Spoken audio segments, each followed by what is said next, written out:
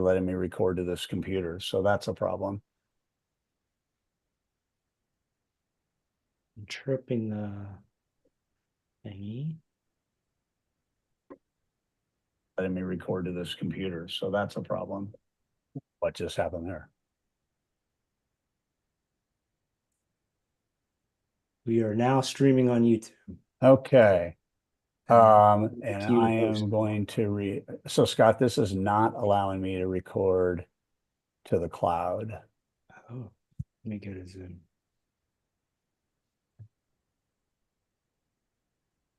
All right, I'm just going to resume recording, and I cannot see the parts. Oh, here we go. There we go. Got it. Okay, just a second. So recording. There we go. All right, as everybody comes in, welcome to Leadership Live. This is the inaugural experience for everybody. We are actually going to be having this beautiful conversation with one of my dear friends, John Murphy, and we're going to be live streaming to YouTube at the same time. And so welcome to Leadership Live, our weekly experience with one of our esteemed instructors from the Fuel platform and just thought leaders in so many cool and real ways. So as you guys come in, it's great to have you here on this Wednesday.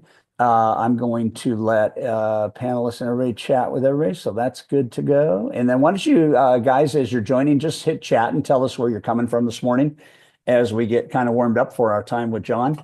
I'm in Las Vegas. John, you're in Palm Beach, Florida. Palm Beach, Florida. It's as hot here as it's going to be there today, but I think you have a little bit more humidity starting. Maybe not. But good to see you, my friend. And again, if you're joining, we are live streaming, and we're going to kick this off in about 60 seconds. If you guys could just tell me where you are coming from. There we go. David Goodman, Palm Beach. You know David Goodman? I do know David. That's great. Naples. We have Florida's in the house. It looks like Florida's in the house today so far. But yeah, keep coming in, guys. And we are live streaming to YouTube. We're going to get started on this beautiful topic, pulling together. And when we think about Leadership Live, I want to say a couple things at the front end of the recording, and I also want to then give you a specific assignment that I want you to take. As you look at Leadership Live, you look at every week, we get probably 35 or 40 leaders that are on Leadership Live. It's growing every single week. But the question that I want to put out to you guys today is, you do know that you can bring your whole team to Leadership Live. It's such a beautiful experience to know that you could send this link to everybody on your team and have the team you're leading actually learn as you learn. And there's some benefits to that, right, Murph? If the team's learning and the leader's learning, you get to pull together in this genre we're talking about today much more quickly, I would think, right? Oh, absolutely. Gives you plenty to talk about as a team. Plenty to talk about as a team. And then it also is a very strong move efficiently, because then you don't have to go back as a leader and try and reteach and so on and so forth. So I'll mention this a couple times during our broadcast today. But let's get into this. So John Murphy, how many books have you written? 20 are published now. 20 are published now. And John is the number one published author with a beautiful company called Simple Truths. And I want to tie this together. It's just kind of a little bit of an open loop here that we can have some fun with. But Simple Truths was founded by a guy that both John and I know. His name is Mac Anderson. Mac is responsible for 4 of my small gift books, and that's kind of the genre Mac is in. And Mac has produced some of the best published books ever in the world in kind of the reading style, where you have glossy pages, you have pictures that amplify the points and the principles and the words. And the beauty about my relationship with Mac Anderson is it's because of him that I now know our guest today, John Murphy. So why don't we just talk about relationship power and a little bit of kind of the Mac Anderson effect, and then we'll jump into this. Yeah, well, I'll talk about teamwork. There you go.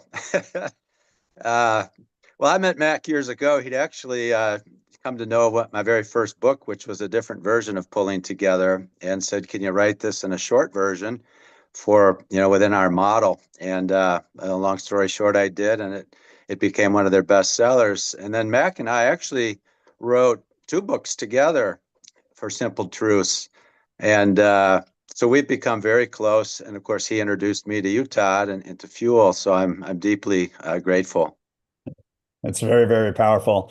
So who's John Murphy? Prolific writer. He's a guy that's got a deep soul and a heart to share.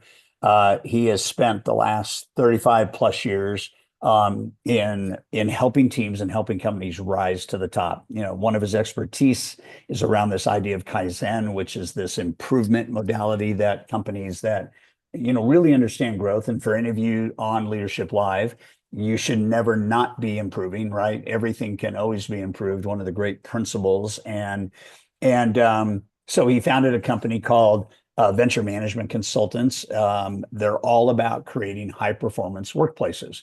So if you're in the chat right now, just put a Y in chat if you would like your workplace to be a workplace of higher performance. Let's just see what that kind of looks like as we rock and roll together. So I want you guys to be active. This is not a one-sided conversation. I would just like you to be really active, be very vulnerable and true. You can post anything you want in chat. Yeah, so everybody's raising their hand, John, that they would like to have a culture that is a higher performance culture. It doesn't mean any of the hands that just went up are saying we suck. It doesn't mean any of that at all, but it does mean that we all want that. I mean, performance and the fulfillment of performance and the thing that people feel when they perform, those are all beautiful things. So I'm going to let you kind of kick it off. You've worked with some of the world's biggest organizations. I mean, big, like 50,000 employees, 100,000 employees. You're very, very respected. You've worked with the Navy and the military, highly, highly respected in that. And somehow or another, you got on this teamwork thing. So what inspired you to move from like Kaizen and some of the internal mindset things that you're a worldwide expert on? What motivated you to move towards the teamwork business part of the whole equation? Share that, and then we'll get going. Yeah, well, that's a deep question, I Todd, know. because that goes back a long way. I grew up a very competitive athlete in a very competitive athletic family. I'm one of 7 kids. 5 of us won state championships in high school. I went on, as did a couple of my siblings, to perform in college. And I played football at Notre Dame. And when I left Notre Dame and went into the business world, the first 2 companies I worked for weren't team oriented. And I found that a bit puzzling. There was a lot of finger pointing and a lot of functional silos, and the left hand didn't know what the right hand was doing. And, you know, as a young person, I thought maybe that's normal, but it doesn't make any sense to me. So I actually made some major transformational changes within the next few years, elevating my position significantly to become the head of human resources. And some of the changes made the national newspapers. So I mean, I'm in my mid to late 20s, and all of a sudden these changes got attention.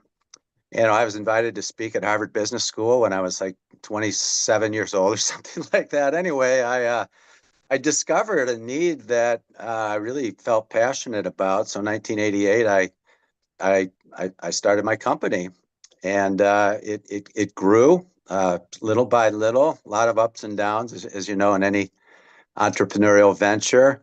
But I'll tell you something that really helped me out over the years, Todd, is self help learning. That's why I'm Yeah. such a fan of Fuel, because back in those days, you know, there was no internet, there was no Google. You read books and you listened to audio cassettes but I was a junkie. I mean, I was learning from some of the very best. And then talk about synchronicity. Years later, I'm on stage with Zig Ziglar and Anthony Robbins and General Schwarzkopf and Dennis Waitley, Jim Rohn, some pretty big names, huge names. And I'm like, what am I Yeah, doing here? huge. But it just kept going. And one of the things I teach is that no one today wants a Six Sigma perfect floppy disk. So even when you get it right, it's going to become obsolete. And so I started to search for the constants. W. Edwards Deming used to talk about constancy of purpose.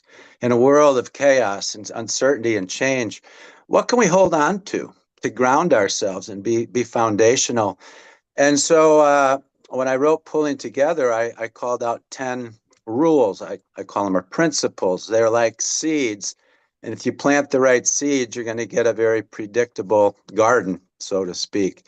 And so what, if you value teamwork organizationally, if this is something you really espouse to, what do you have to commit to? What rules do you have to play by to cultivate that kind of a culture, to that kind of a work environment where people thrive? And the key word there is synergy. The power of teamwork is synergy, which means when you add one and one, you get something greater than two.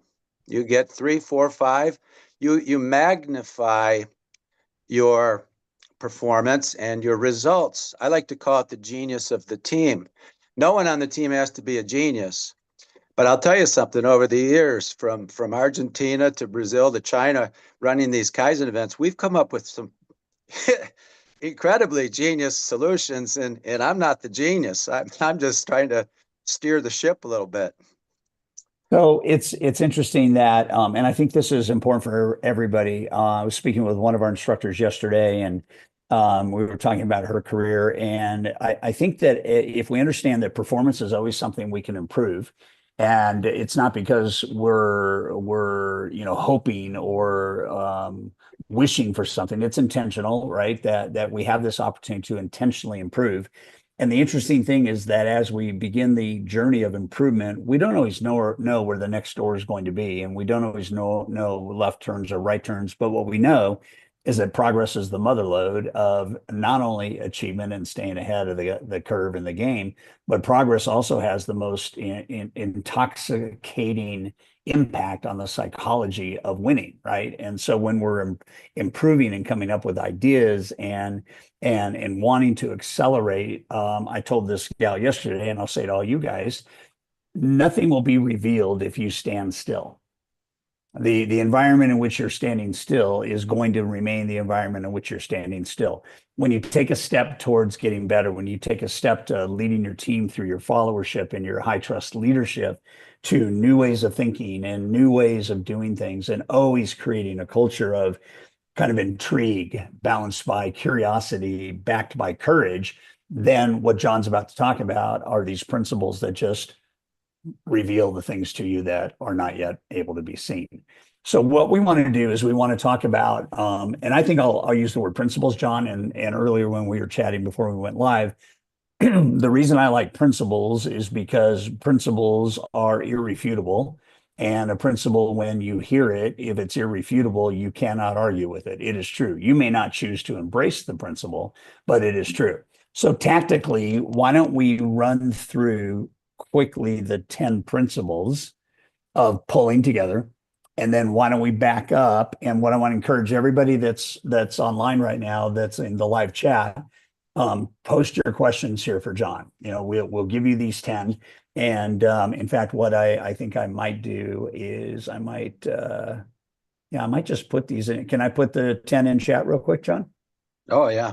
Yeah. Yeah. So guys, I'm going to go ahead and yeah, while you're doing that, Todd, I'll just invite everybody to ask for an example of any one of the 10. Yeah. I'll tell you what, I've been living by these for 40 years professionally.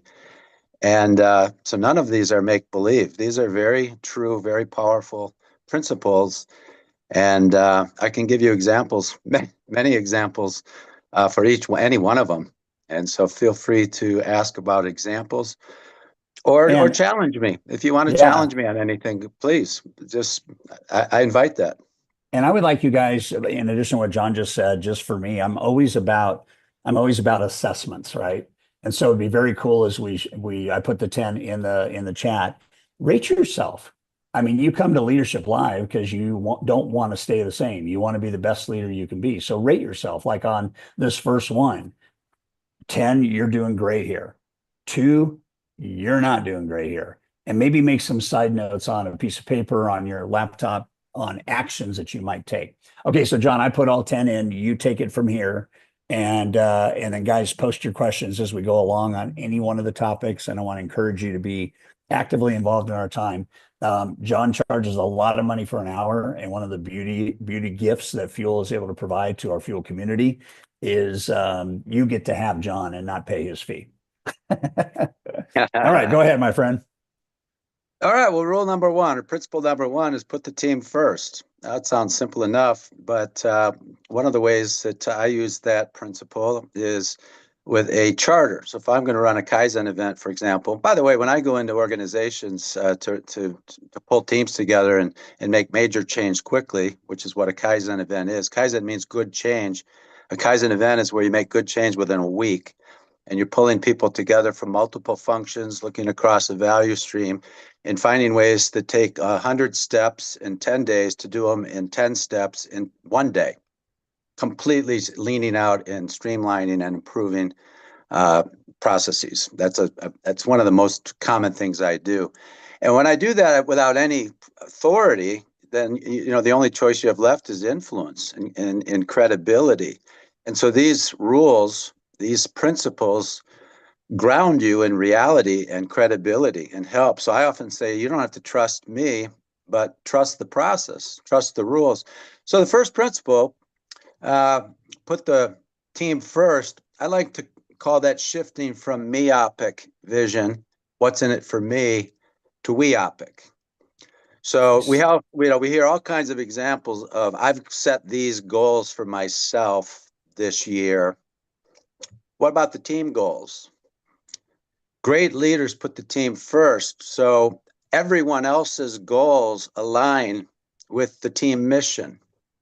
There's total alignment, and that's what creates that great synergy.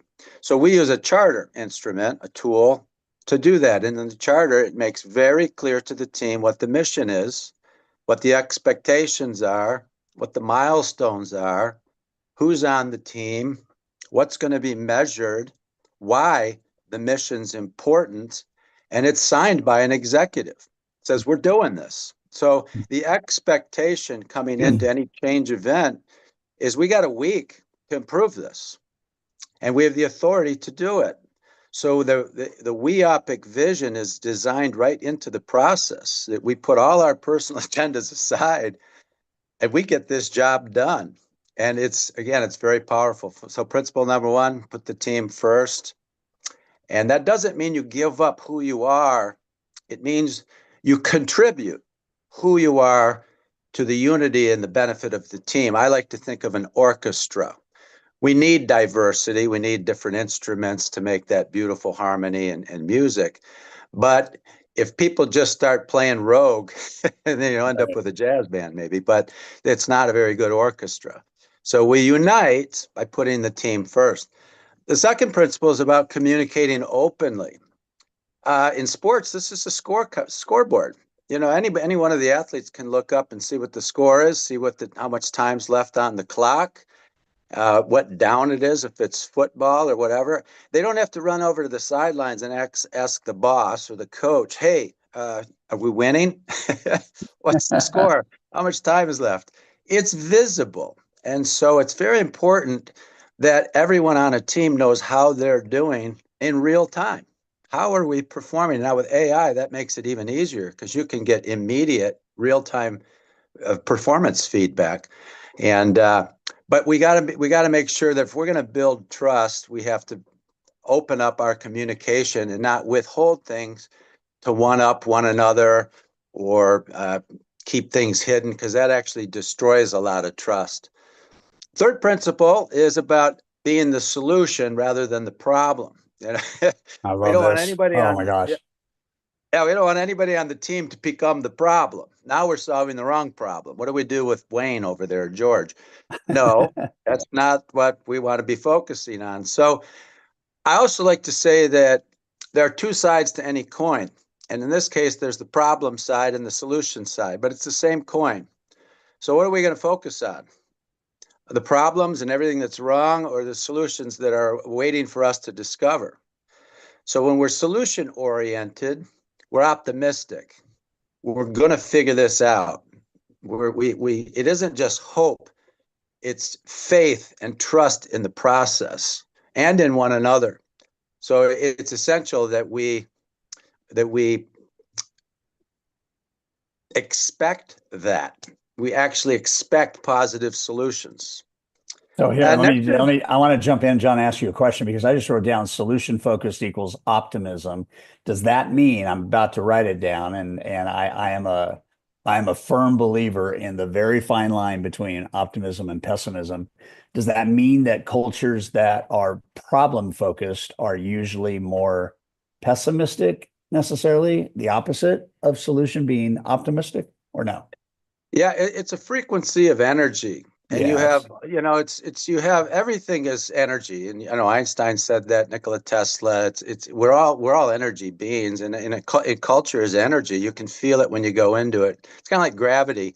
You might not feel it until Right. you go into a different gravity. If you go to the moon, it's like, whoa, it's Well, where'd different around gravity here. go? So we want a culture that's a high frequency, high consciousness, creative, innovative, inspiring culture. And by the way, people that aren't of that nature won't fit in. They won't belong on a high performing team, and it'll become obvious. And so that's principle number 10, pull the weeds.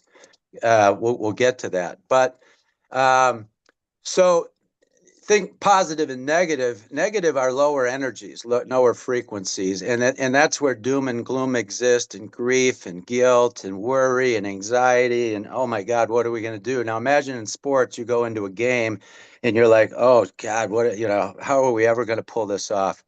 It's game over already. So we have to expect a win. It doesn't mean we're going to win every time.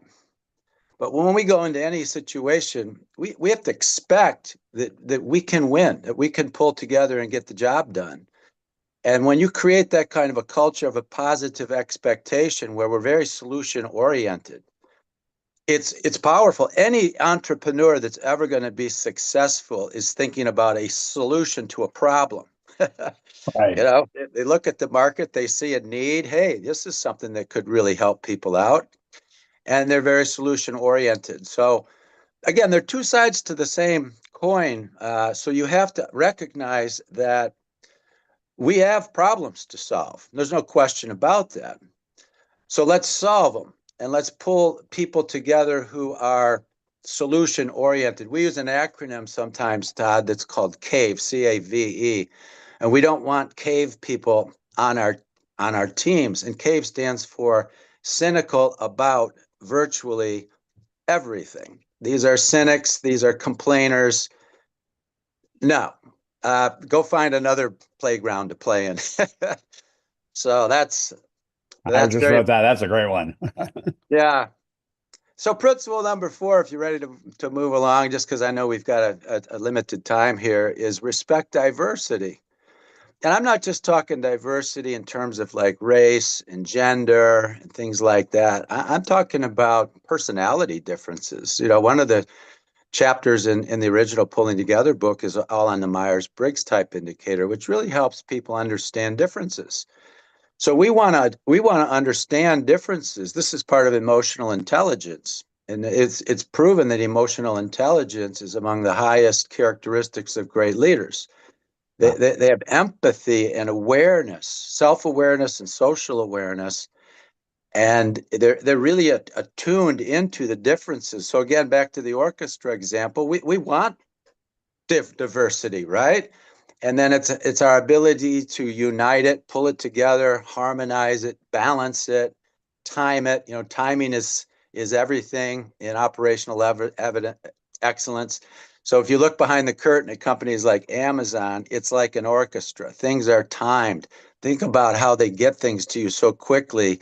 And it's not just a couple of items, it's all kinds of stuff, right? That's an orchestra in the business world. So diversity is to our advantage, and diversity helps us challenge assumptions that we make individually.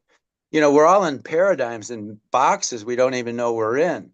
And all of a sudden you're on a team and people say, why do you think that way? Or why do you believe that? Or why do you think that's the right way to go? And that challenge, if it's done respectfully, is what boosts creativity and genius, and you get that, and then you get more power and more synergy. And so principle number 5 leads that in a way, because it's ask the right questions. Einstein once said we must never stop questioning. And questions, profound questions bring profound answers. So it's not just asking silly questions, but it's very Socratic. If you understand the Socratic method, Socrates, one of the smartest minds on the planet back in the day, used a method of questioning to bring out knowledge and to bring out information in people. So great leaders use great questions to lead. They don't push people, they pull. And questions are pulling, statements are pushing. You know, the shoulds, you should do this, you shouldn't do that. Those are statements, those are pushing, and people tend to push back. Questions are things like, why do you think that's important? What data do you think we need to collect to solve this problem? What do you believe the root causes might be? What tools can we use to get to the root causes? What kind of solutions do we have? I like the idea of the third right answer. So we've got option A and option B. My boss 40 years ago said to me, John, don't come to me with a problem without not one solution, but three. I was like, man, I got the best idea. Nope. And the thing is by exploring option three, which one do you think we often went with? A, B, or C? And the answer is D. None of them. Because what that did is it busted everything open and we started to figure out true win-win solutions. So asking the right questions brings out the best in people. So you're leading by pulling, not pushing. And I want to say, sorry, John, I want to say something about this Socratic model and just the thinking about this. No matter what position we're in, no matter what leadership role we're playing, the job and the opportunity is to attract followership. All right. And when we talk about, and John's expertise in creating high performance cultures, it is very hard, potentially impossible, and usually not sustainable to try to push people into followership. My learnings over almost the same number of decades, John, starting in business in my 20s and 4 years later, looking back on all the different things I've been involved in, I have found uniquely that the best followership to have, whether it's me as an author speaker and having millions of people that follow, whether it's you as the leader and, having 20 people on your team and impacting, 10,000 people a year through your services, none of that is as important as to understand that people follow because they want to. And the only reason somebody wants to is because they know you have their best interests at heart. And the only way you can pull people forward is by asking questions that in and of themselves connect that person more deeply to you and trust and followership. And I think if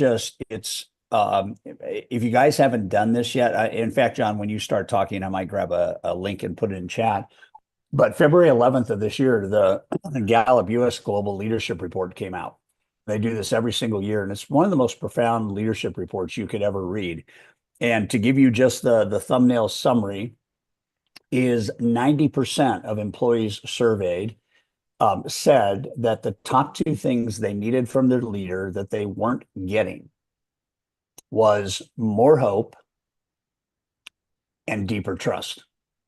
9 out of 10 people said those two things, hope and trust.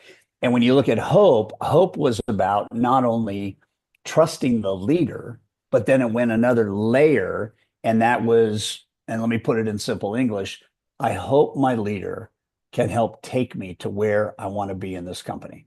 I hope my leader can pay enough attention to me that I've got a track to run on in this company. And this pull factor is so much more enjoyable. People follow you because of the impact you're making in their life. The questions that you ask that are deeper are the ones that resonate and create emotional connection. Nobody follows you without emotional connection. And if you don't ask the right questions, you will not know that emotion. And anytime you're trying to improve somebody's performance, if you know the emotion and you tie the new activity to the performance and then the achievement of the emotion, they follow you because there's a connection between their labor and their heart. And so, John, I just wanted to go off on that. And while you keep chatting, I'm going to find the report link for Gallup, and I'm going to put it in the chat. How do you feel about what I just said? Oh, I think it's spot on. In fact, principle number 7 is build trust. But before I get to Yeah. that, we'll cover 6. And 6 actually goes with 7 in a lot. Well, they all go together, actually.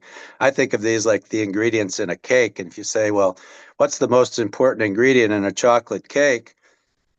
Well, chocolate's important, right? But there's a whole lot of other things you got to have if you really want it to taste any good. So, yeah, building trust is foundational. Of course, trust in the leader and trust in one another. But one of the things you can do that, principle number 6, is use a rational problem solving model. What does that mean? It means when we have a problem to solve, we actually have a rational way to do it, and that helps align the team. Because if we don't have a rational way to do it, uh, people go off on all different tangents. Some people are gathering data and collecting the facts. Others are already into brainstorming solutions. The wheels are falling off the bus. So one of the things I do going in, again, I can't tell anybody how to do their job because I'm literally working with rocket scientists in some cases and doctors and lawyers and people that tech people that I don't know anything about what they're doing. But I'll tell you what I can do is ask deep questions and get them to share important information with one another. And I learn in the process. So one of the things the rational problem solving model always starts with is after we've got the charter, which specifies exactly what it is, where our mission is and why it's important, is collect data. Todd, you've heard me say this, it's in one of my fuel courses, is prove it. Prove it. You got a problem? Prove it. Well, show me the data. Give me a baseline. How do we know there's a problem if we can't prove it? It's just some opinion or whatever. So let's get the facts. Now, when everybody on the team creates that, what I like to call the collective mind, we're all on the same page. We know who's going to collect what data. And by the way, we're not just collecting data for data's sake. We have very targeted things we want to know. So we're not just going to go out and spend weeks and weeks collecting data. We're going to go get very specific data to set a baseline. Like how long does it take us to do something? How many steps are in the process? By the way, a lot of these companies don't have this data. They're not measuring the right thing. You know, they've got little functional efficiencies and silos, but across the value stream, it's a mess. So we have very targeted data that we collect, and then we go from that to root cause analysis. So the data tells us what the symptoms are. It doesn't tell us what the problem is. So if you've got a headache, that's a symptom. That's not the problem. The problem is what's causing it. So let's solve the problem at the root cause level. Now that really gets the team going deeper into the process to find out, wow, where are these leverage points that we should really aim our attention at? Then we get into solutioning and the third right answer, so to speak. Then we weigh those solutions, figuring out what are the pros and cons, what are the cost benefits, what are the risks. So we use a tool called failure mode effect analysis to assess risk. All of these tools pull the team together and help us align and build trust, which is principle number 7. Again, I'll often say, look, you don't have to trust me, but trust the process. It works. This is a proven methodology. A quick example of that, I was doing a Kaizen event in Washington, D.C. years ago with the Department of Defense. And one of the people on the team was literally a rocket scientist, and he just said, John, this is impossible. You don't understand our organization. There's no way we can get this done by the end of the week. And I said, well, trust the process. Well, I don't trust the process. I don't, there's just no, he was very negative, close to principle number 10, Todd, which is pull the weeds, right? But the truth is, he wasn't a weed. And I'll come back to that. He was extremely knowledgeable, extremely capable, but he just didn't believe this was possible. So I said to him what I just said, trust the process. Just trust the process. This was on a Monday. Even on Tuesday, he was still negative and sort of appeared to be that cave, cynical about it, virtually everything person. And I said, you're invited to leave the team. I think really you should get out of the way. And he said, I can't. I have to be on this team. I was appointed to be on this team. And I said, no, I was given the authority of the admiral to run this event. If you don't want to be on the team, say so. and move out of the way. He grunted and groaned and said, I'll be back tomorrow. I'll give it another chance. By Friday, Todd, he was hugging me, saying, oh my God, you made a believer out of me. I didn't make a believer out of him. The process did. But the Navy gave me an award for that event. We got changes made. Policies changed within a week. I mean, the team was basically saying, John, we don't write policy. You know, the higher ups do that. And I said, well, I'm a writer. Tell me what you want it to say. We drafted policy on Wednesday. I had it approved by Thursday by the Admiral. Signed. That's the kind of change that we can do very quickly when we're aligned and we create power as a team. So how is the Admiral supposed to say no to a group of really bright people who've been appointed to come up with improvements? I mean, be careful, leaders, because if you empower a team to come up with some major solutions and then you say no, be careful, because you can look like a real idiot and a real blocker. So yeah, so that's all part of building trust. Principle number 7. I mean, walk the talk, be the. I love this saying from Gandhi: "Be the change you want to see in the world." I've got T-shirts now, 3 of them. Say that I wear proudly. Anyway, be the change. Demonstrate what leadership really looks like. Demonstrate patience. Demonstrate confidence. Demonstrate optimism. Demonstrate faith and hope and belief. Demonstrate what's important. Demonstrate excellence, because that's another one of the principles. Principle number 8 is commit to excellence. Ever notice on a team how if somebody makes a mistake, they get a pat on the back? Hey, shake it off. It's okay. The only reason team members can say to another teammate that, hey, shake it off, let's get back in the game, is because they know that teammate didn't make the mistake intentionally. They know they're committed to excellence. We all know we want to win. And yeah, we're going to make mistakes, and we probably should, because that's how we learn. It's how we stretch ourselves.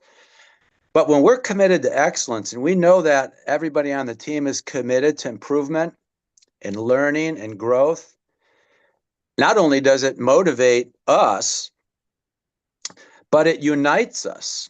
It creates that collective consciousness, that collective mindset. And so you got to, show up on time, commit, be accountable for your behavior and your actions, your words, your choices. Yeah.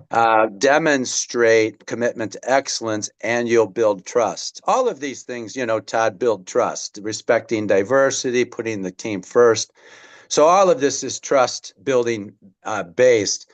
I want to interrupt for just a second. I put something in the chat because, John, you dropped the word power and you use that word. And I've always had in my mind an acronym for power. So I put in the chat that when I look at a powerful culture, there's 5 things about it. 1 is it's purposeful. 2 is it's optimistic, which is a attitude towards achievement, and we can do this.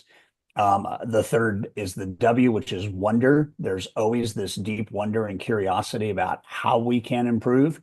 And then one of the great tools in leadership is empowerment. And it's really hard to empower teams when you don't have these first 3 things done: purpose and optimism and wonder. And once you empower, then you have to respect all of the outcomes and the people that are part of this empowerment and part of this culture. But to have a powerful performance culture, in my mind, requires at least these 5 things. And I think as I look at your list of all 10 of the principles, they all fit in here in some very, very beautiful ways. So I want to encourage all of you. This is a moment, as John continues to finish these last couple. This is a moment for you to ask a global leader on leadership a question. And there should be no bars held. There should be no fear about asking a question. Every question is a great question if it helps you improve, and then therefore helps your team improve. So you can put those in chat. You can hit the Q&A box at the bottom of your bar, and you can put them in there. But we want to spend 20 minutes or so as we come up on the top of the hour in that time frame, interacting if we can with John. And John and I'll continue to talk. But John, take us down the last couple of these then that I think are they're a good capstone to put an exclamation point on the 10 principles. Definitely. By the way, just as a reminder, everybody, principle number 5 is ask deep questions, ask profound questions. So there you go. You get to practice principle number 5 right now. The last two, yeah, I mean, again, none of these are more important than the other. But principle number 9 is promote interdependent thinking. So if you think about it this way, a baby born into the world is dependent, all right? And they need help with everything, basically. And at some point, you can see it if you're a parent or a grandparent, they start saying, "Get out of my way, I got this," and they move into that independent framework. The my will be done, so to speak, and it's important at stage of development. But what we want to do with high performing teams is really cultivate interdependent thinking, weopic over the meopic. Yeah. And interdependent thinking requires empathy and deep respect and knowledge, cross knowledge. Like when I pull these teams together, they finish the week learning a lot of things they didn't know at the beginning of the week about one another's responsibilities and where the disconnects are and where things break down. So that pulls them together from a process standpoint. But interdependent thinking is things like, how can I help you help me help you? Can I help you? Can Help I me help help you. you Yeah, help yeah, me yeah. help you? It's all about win-win solutions and not win-lose. That's where the third right answer comes in. A lot of times, if it's option A and B, we end up arguing over A and B, A and B. It's very dualistic. Ego, ego.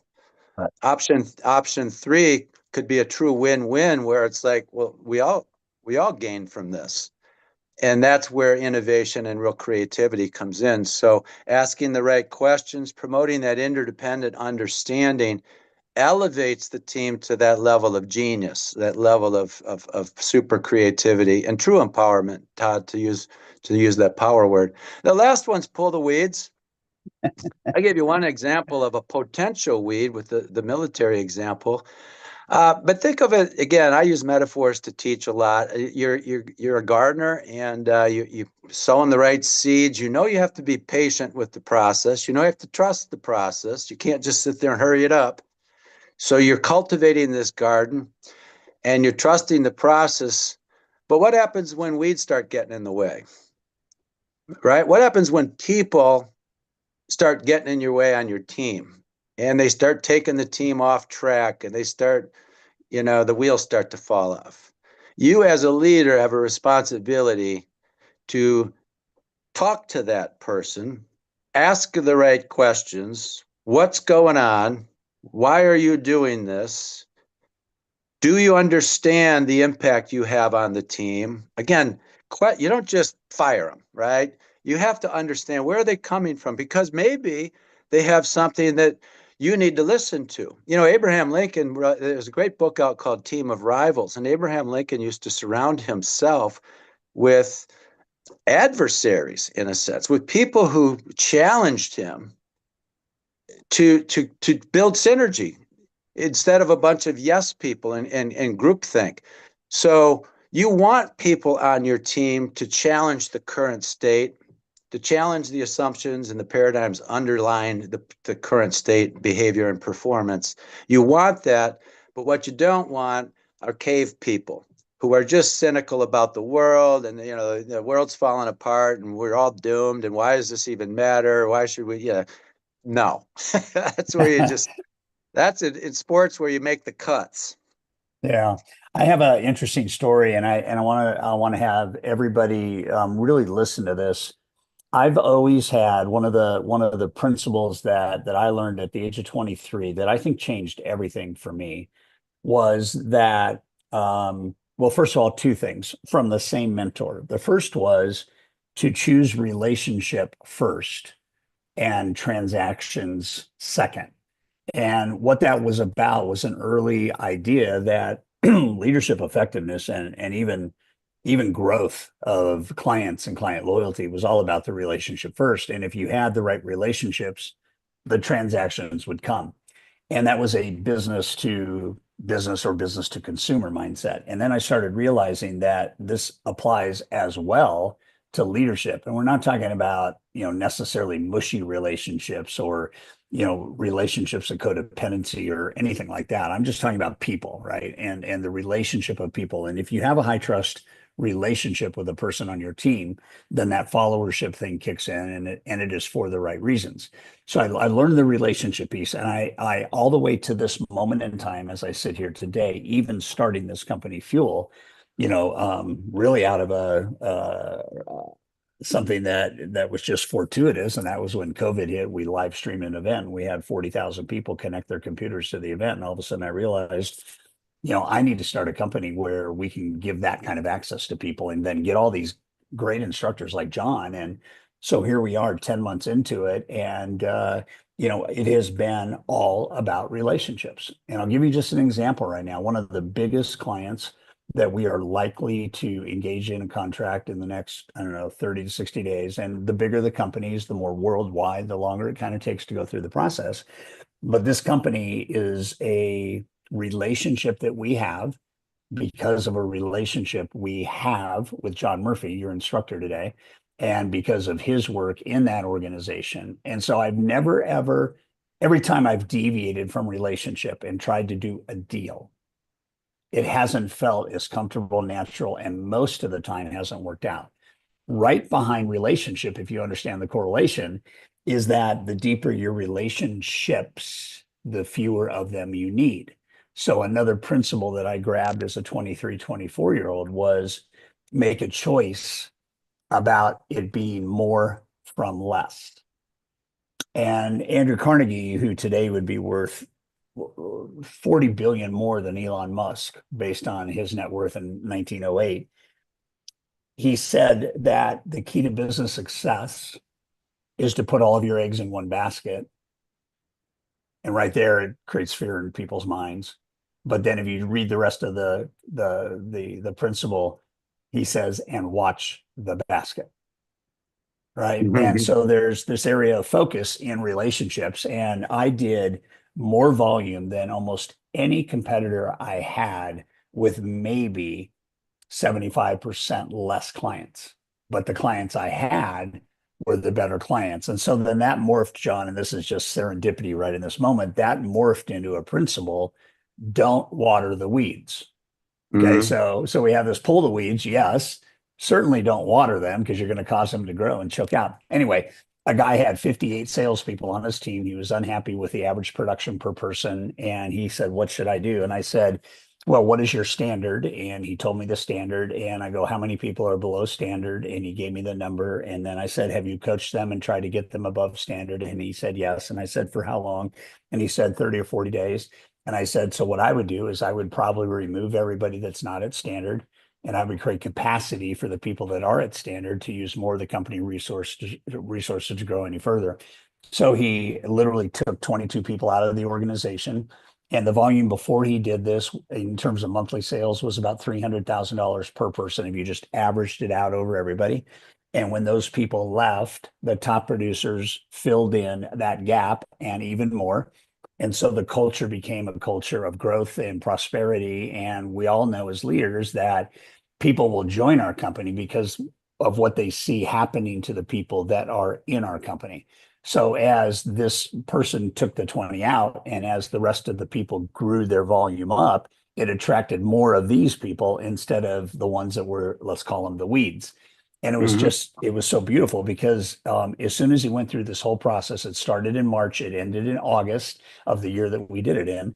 The average sales per person went up to $850,000 per person. He got right back up to the same number of total salespeople, but he attracted a whole different level of talent.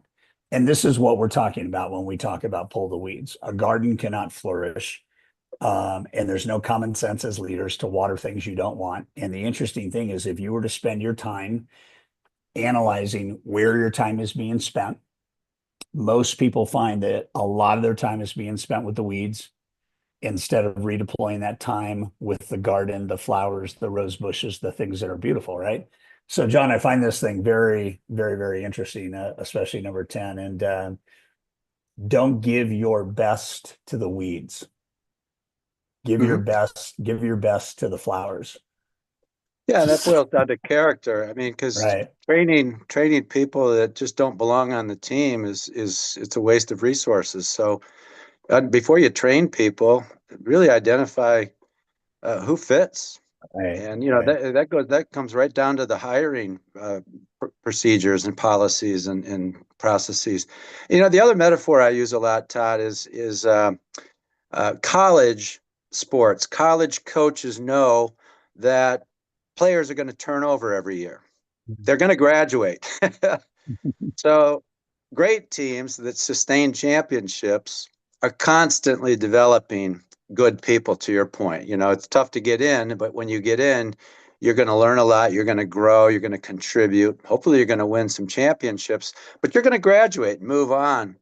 So a lot of organizations try to hold on to people too long just because they don't want to lose this great performer. Um, but I'll say this: every great leader I've ever worked with, truly great leader, has a successor that's ready to take over, who's been developed and mentored very well. So there's this constant giving, weopic perspective more than a myopic, fear-based. Oh, what happens if some of my employees know more than I do? Yeah, no, there's that So fear-based leadership is the fast track to being irrelevant and not needed. And every great leader knows that the job is to groom people on the team that could any day, take over. And I think the interesting thing about the weeds, and then we do have a question from Jonathan Goodman that I'd like to post. The idea here is, and I learned this the hard way, but I only learned it the hard way once because it was so hard. I never wanted to experience it again. The most expensive time in a leader's life, and we're talking about people, is the time between when they give up on somebody and the time they do something about it. And almost every leader that I've ever asked in an assessment kind of scenario or in a live group, just raise your hands, can admit that we've kept people too long. And I had a CEO that I was working with, and she called me one day and she goes, that whole thing about the most expensive time in our life is the time between when we give up on somebody and do something bad. And I go, yeah. And she goes, I walk into the office and I turn right. I usually don't turn right because I can go straight to my office, but I turn right because I don't want to walk past the cubicle of this person on our team. Is that an example of somebody that might be on my team that I'm trying to avoid? And it was interesting because I said to Melissa, I said, what's even more crazy about you turning right and going around the problem is you're still paying the problem. mhm. You're still paying the person you've given up on, and that's the Yeah, problem, right? that So, yeah, that's rule number three. You know, be part of the solution, not the right, problem. Always right, part of the problem. yeah. You know, and I want to say one more thing real quick, and we'll take Jonathan's question. And that is that culturally, if you're running an organization, whatever size it is, the senior leadership has to be aligned and truly value what we're talking about, or you could be wasting your time on the entire organization. In other words, the senior leadership really has to walk the talk. And I don't work with companies where the senior leadership isn't fully on board. That's generally who brings me in. One very quick example, because Todd, you just mentioned this company, and I know who you're talking about. Um, but I flew on their private jet, the whole C-suite, CEO and C-suite out to Tesla years ago when Tesla was just getting started because they wanted to do a strategy session on innovation. So what better place to do a strategy session on innovation than at Tesla at that time? And the alignment. Now, this is a company with 70,000 people or so. The alignment at that very senior level is what really just matured, if you will, through the organization. And this is an organization where I ran, I think, at least 60 Kaizen events over a couple of years and made some very powerful changes. And the company has just been thriving ever since. So it wouldn't have happened if the alignment wasn't there at the very top, because I've seen other organizations where this has really fallen apart, and that's a problem. I'm going to make one more last quick point. There was another client I had many years ago where I was brought in, the CEO and the COO said, we need some team building training. And the human resources person was there. And I said, have you ever done it before? And he said, yeah, we tried it, a couple of years ago. It didn't work. So you did team building training and it didn't work. That ought to tell you something. And the point I'm making is that you design teamwork into your culture. You don't train it in. Right. Yeah. No, it's very good. Very, very You good. design it into your measurement systems. You design it into your job descriptions. You design it into your deployment of projects and solutions. It is designed in. It's not something you just throw money at and train people on. No, it's gotta be owned at the heart first, period. I'll say this. Jonathan's question is, could you riff on types of teams? I'm thinking of fixed or static teams, ad hoc or project teams, teams of the same role, cross-functional, etc. Big question. What kind do you see achieving the greatest impact? First thing that comes to my mind is cross-functional. I'll tell you why. Because if you think about an organization that's siloed, which is a very traditional organization design. Adam Smith was writing over 200 years ago about division of labor. Divide the labor, specialize, and you'll get great efficiencies. He was right for a long time, but not now. Because what happens is you can have all these efficient silos and a totally inefficient stream across those. So you got everybody doing their thing really well, but guess where most of the waste is? It's in between the silos. Right. So if we have a process that takes 100 days and we look at the actual value added activity in that from start to finish, it might be a couple of hours, but it's sitting in inboxes, it's waiting. It could be anything from a law firm to a patient in a hospital to a drug being made, across the value stream. And Right. by the way, I've worked with a lot of pharma companies, and I've seen pills take 184 days from start to finish. It doesn't take 184 days to make a pill. Let me just tell you that much. Right. So most of it's wasted in between. So we want to make sure that by pulling cross-functional people together and examining the handoffs, the exchanges, the stream that gets to the customer, that's where I see the most opportunity. I love that. It's a good question, Jonathan. Thank you very much for that. And cross-functional provides an extra layer of efficiency, security around people that might be out on sick leave or this, that, or the other thing. Cross-training's always been a beautiful thing. And the danger is to make sure we don't over cross-train, because then we start to leak into people getting in out of their genius zone or their strength zone, right? Which is another whole teamwork thing. So John, as we get to the top of the hour, please share with everybody the best way to get a hold of your books and to see you on a deeper level, as what you've done in the world in leadership and thinking and mindset. So what's the best way to stay in touch with you? Sure. Well, my LinkedIn profile is John J. Murphy Mystic, and I think that's a great way. A lot of people reach me through LinkedIn. I like that vehicle. My website is johnjmurphy.org, so you can see my body of work there. And I take emails, and my email is jjmurphy13@comcast.net. Just be sure to put something in the subject line like fuel or something I'd recognize, or it would be recognized, so that it gets through. Yeah. So yeah, again, I invite you to reach out to me if you have specific questions. And Oh, I and got to tell you, I'm going to take a step further. I would encourage you to feed your new knowledge and new friendship with John to whomever in your organization is looking to bring in experts to help with performance enhancement kind of methodologies. John is a absolute master craftsman at this idea of performance improvement. And the companies that have hired him are some of the biggest companies in the world. And yet even one-on-one, he can transform a leader's life. So part of why Fuel has these instructors as our team of really high trust people that we know can do a great job is to do exactly that. We want you to be able to access John and bring him in for a company-wide event, bring him in for an executive leadership event. He is one of the most impactful leadership experts I've ever worked with. And so John, I appreciate that. I really do. I thank you for that. yeah, thanks, Todd. And let me put a plug in for Fuel too. I've got 2 courses out with Fuel. One's on creative problem solving, some of the things we've talked about, and the other one is on leading beyond doubt, which is based on one of my best books, award-winning books, leading beyond fear. Yeah, yeah. Leading without doubt. So yeah, I invite you to certainly check out those courses as well. Watch John's courses. I put them in chat. Creative problem solving and Beyond Doubt. The Beyond Doubt. I love both courses. The creative solving problem solving course is so clearly abstract from what most people think is the way to solve a problem. It is literally a breakthrough on creating breakthroughs in problem solving, the course. So that's and the Beyond Doubt is just I believe right now, and my partner Alex and I believe this, John, and you'll appreciate it. I think the most important thing we do as leaders is we create confidence in our followers.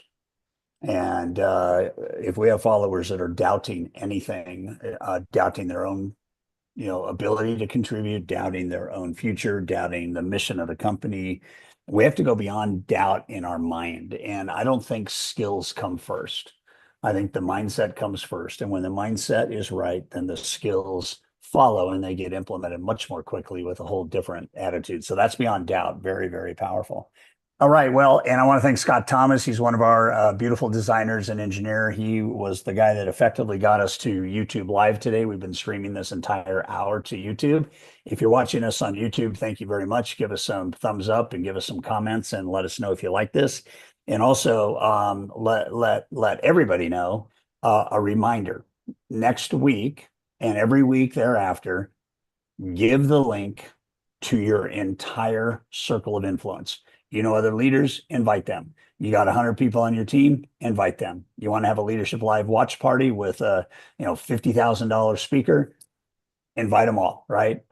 We would like to see the number of attendees on Leadership Live get to a 4-figure weekly number. And we want to do that by the end of August. So we know the people that you can bring to Leadership Live. And if at any point in our time together, you went, I wish Joe was here. Or, gosh, I wish Melinda was here. She really needs to hear this. Don't wish that anymore. Invite everybody. They'll be there. And you don't have to worry about whether they're impacted or not. We'll take care of that side. John Murphy, thank you very much. Thank you guys for signing in. And then we've got a Brian Biro up next week. Brian is America's breakthrough speaker, a very, very good friend of ours and Murphy's. And Brian will be up next week. So go ahead and hit the link, register for that. And to the point I just made, copy that link, put it in an email to your whole team and send it out. And we'll go from there. Murph, thank you very much. Appreciate you. You always deliver, and it's been good to hang out. So we'll see you soon. And thank you, everybody, for joining. Same time, same channel next week. And let's go and have some fun leading and pulling together. I love it. All right. Thanks, Todd. Safe travels to Australia. Okay. Thank you. And we'll see you soon, John. Yeah. Perfect. All right. All right. Thank you very much. Yeah, Australia's it's going to be amazing, but it's going to be. Yeah. Yeah. But there's a couple of days where there's 3 presentations in one day. But, it's kind of fun when you're working with the largest bank in the country, Commonwealth Bank of Australia. You're working with one of the largest wealth management companies called Empower Wealth. Beautiful. Absolutely beautiful. So, it's happening, dude. It's finally happening. So we've turned the corner and all is good. All is good. So yeah, and it sounds very positive about ADP. Yeah, well, when you get an email, I guess Alex got this email where they wanted to cancel the next 6 meetings. Yeah. If you just read that part of it, you were like, yeah. And then Tim said, and that's a good thing because the first 6 meetings have gone so well. We don't need to have those meetings. So, that's the kind of powerful stuff that comes from a company like that when we're doing it right. And the other interesting thing is you don't have to push them into trying to do the deal. They're being pulled into it because they love what we're doing and they're going to put all their stuff in and they're going to bring in their third party LMS, which is like 10 years old and they haven't upgraded. They haven't changed anything. And, that company's got 30 million customers. And they're old. The company itself and the technology is old. Yeah. Hey, Todd, I just got a text saying we're still live. So I don't know if there's anybody. That's all right. It's the chat. So we will go off and say goodbye to everybody, but I'll talk